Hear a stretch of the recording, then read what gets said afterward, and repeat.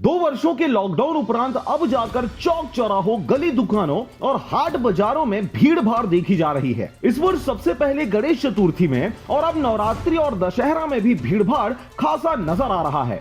आपको बता दें कि देश सहित प्रदेश में नवरात्रि और दशहरा का पर्व बड़े ही धूमधाम के साथ मनाया जा रहा है। इस वर्ष पूरे विधि विधान से 9 दिनों तक मां दुर्गा की पूजा अर्चना की गई और अब नवरात्रि के 10वें दिन यानी दशहरा का पर्व भी बड़े धूमधाम से मनाने की तैयारी की जा रही है।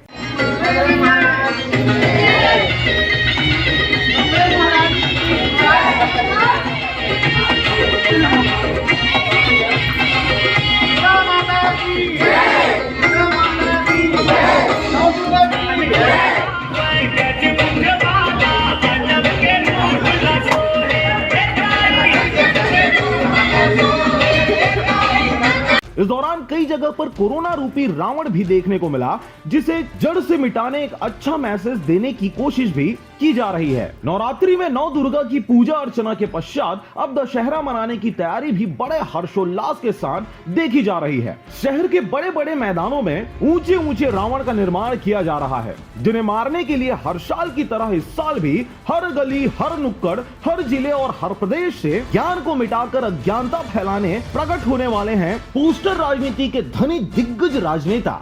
आपको बता दें, एक तरफ जहां पूरा प्रदेश इन 30 त्योहारों को बड़े हर्षोल्लास के साथ मना रहा है, वहीं दूसरी ओर इस तरह के मंजर से कवर्धा लॉकडाउन जैसी स्थिति से आज भी उबर नहीं पाया है। इस संबंध में अभी तक मेरे समक्ष या कार्यालय में खप्पर निकालने के संबंध में कोई भी आवेदन किसी भी मंदिर प्रबंधन के द्वारा नहीं दी गई है।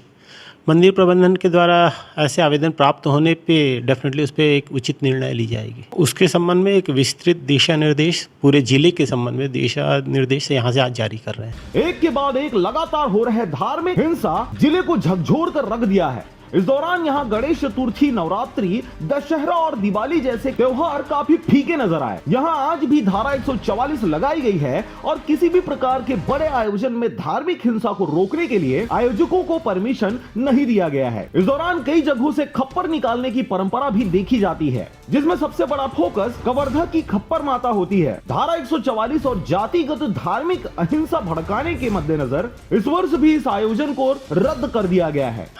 देखो, लोगों का व्यवसाय, हम लोगों ने तो मार्केट ओपन किया ही हुआ है।